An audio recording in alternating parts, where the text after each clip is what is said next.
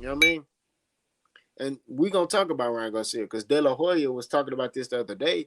He talking about these young fighters ain't did nothing. They get a couple of followers, and they get these career high paydays, and they feel like they made it. So, Coach, talk about that. Talk about the aspect of these young fighters. I know we addressed it on our channel, but we on the live now. Talk about these young fighters. Is there a reason why, because these young fighters are getting paid so early, they're lacking that hunger and feeling like using boxing politics to not make fights? So now these promoters got to go get these old heads. I mean, let us know how you feeling. I mean, I ain't gonna lie, you kind of you hit the nail on the head. That was my first, train of thought when you asked me the question. The lack of hunger in the younger fighters, the younger generation of people in general. The lack of hunger, all their hunger lies within money. You know what I'm saying? As soon as they get a bag, the hunger goes away. They don't care about accomplishments. They don't care about who they beat. They don't care about what they're gonna look like when it's all said and done. All they want to do is sit back and say, "Hey, I got paid." I don't care what they're talking about, which is cool. I mean, that's the goal. I mean, you want to get paid, but at the same time, if I'm gonna pour my blood, sweat, and tears into a sport like boxing, and most of these guys that are professional have been doing it since they were knee high. If I'm gonna do something from knee high, and I know the chances of me stepping in that ring get smaller and smaller, which with each and every year and each time I step into the ring, yeah, I want the bag, but at the same time, at the end of the day, when I go to hang up the gloves, when I choose to say, hey, I don't want to be wrapped up no more. Hey, I don't want to lace up another pair of boxing shoes. Hey, I don't want to put on another cup. I don't want to touch no more headgear. I don't want to feel no more difference between 16 ounce, 10-ounce gloves, et cetera, et cetera. At the end of the day, I want to look back on my career. I want the fans to look back on my career. I want the haters to look back on my career. I want my coaches, my training team, my medical staff, all the way from A to Z to look back on my career and say, dang, I was a part of one of the greatest of all times career. I want the names to be there. I want the championships bouts to be there. I want the of course the money comes with all of that. I want everything to be in line, in place when I go to retire. The newer generation, their lack of hunger kills them because, like I said, once they get the bag, they feel like they're full, they're fat, and they ready to sit back and show off what they got in their driveway. They ready to show off how many bedrooms they got in their crib. They ready to show off how many times they went to party in a different country. They want to show off the shoes, the clothes, the bag, the females, whatever. Like when they get paid one time, the hunger goes away. It goes away.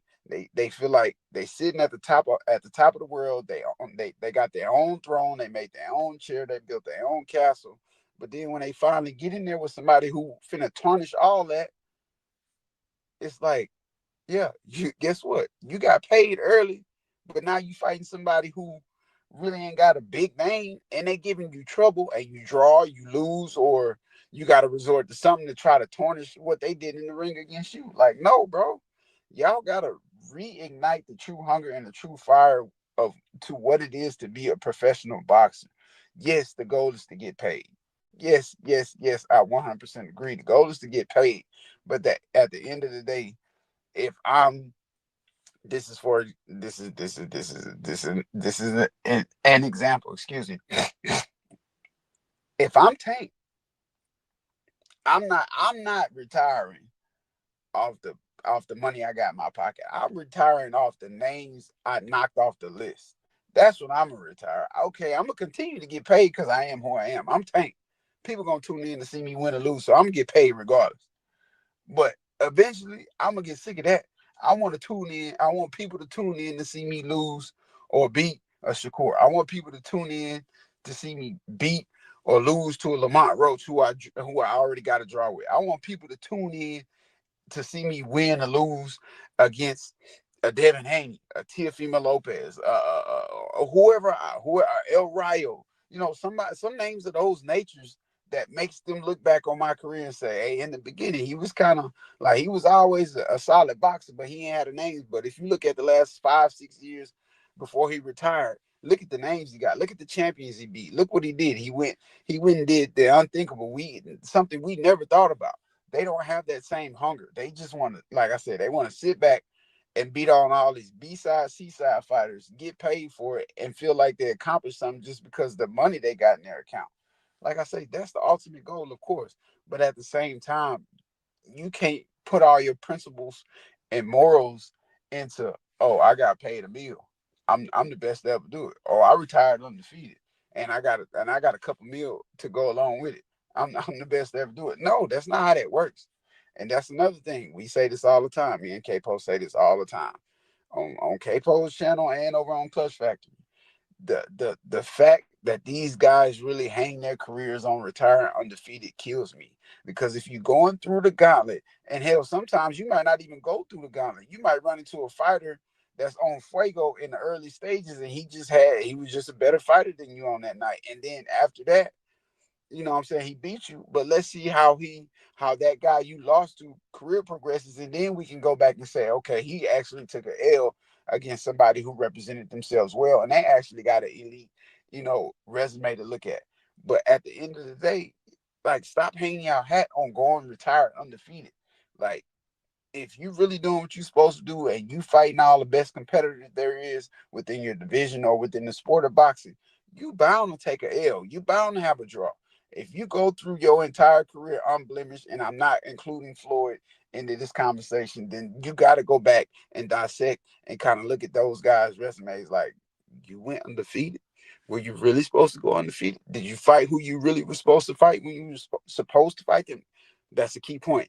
Did you really fight who you were supposed to fight when you were supposed to fight them? That's highlighted. That's notated. That's an asterisk.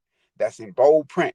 That is an important standpoint. That is an important foundation when you going back and you trying to consider somebody as one of the pound for pound greatest to ever do it.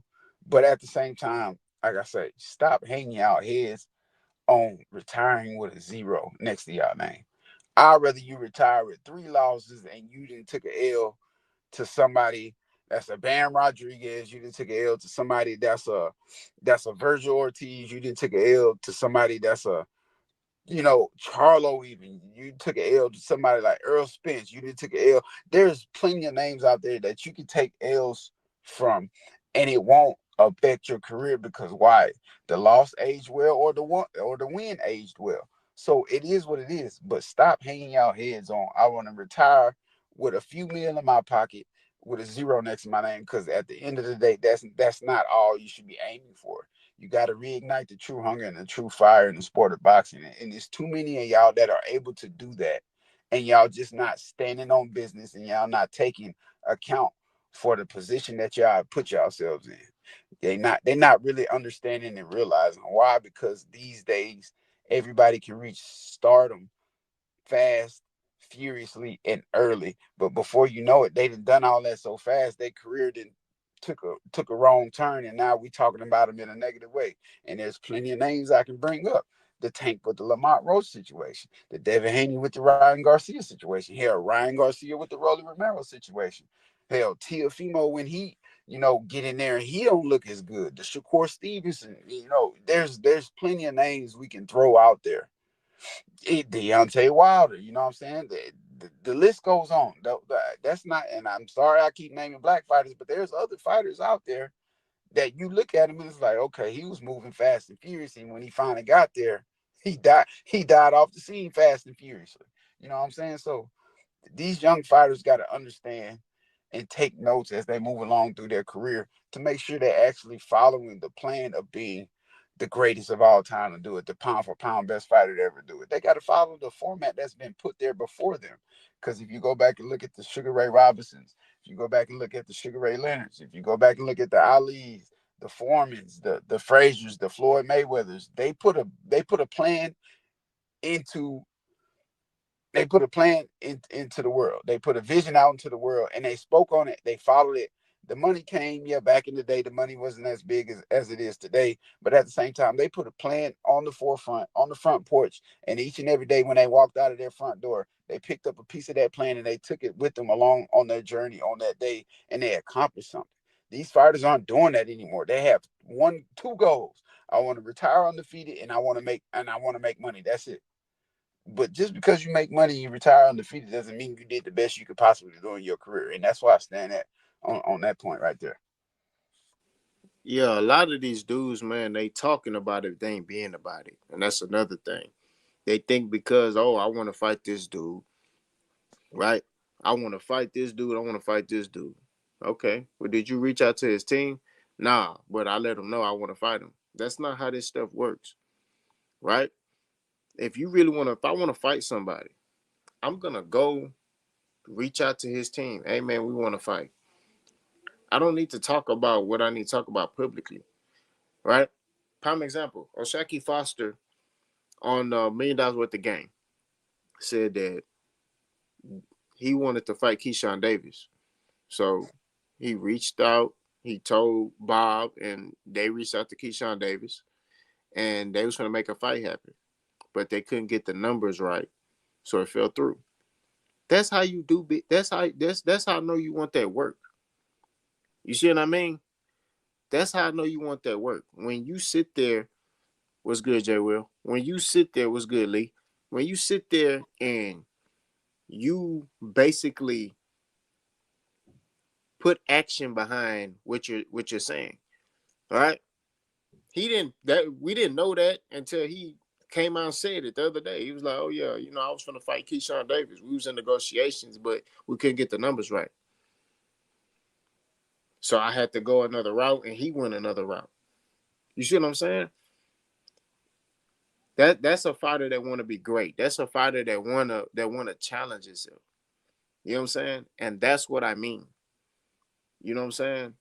It's about putting the action behind it. It's about going and making these fights. You see what I'm saying? You can't keep talking about, oh, I want to fight this dude, but no, go over there. Go over there. And that's the problem I have with a lot of these fighters. They don't go over there. They don't put no action behind nothing that they saying. Right? They don't put nothing about, you know what I mean? And then, like King Larry said, you got dudes like Turkey who paying these guys all this money, right? And then they get the money, and then it's like, I made it.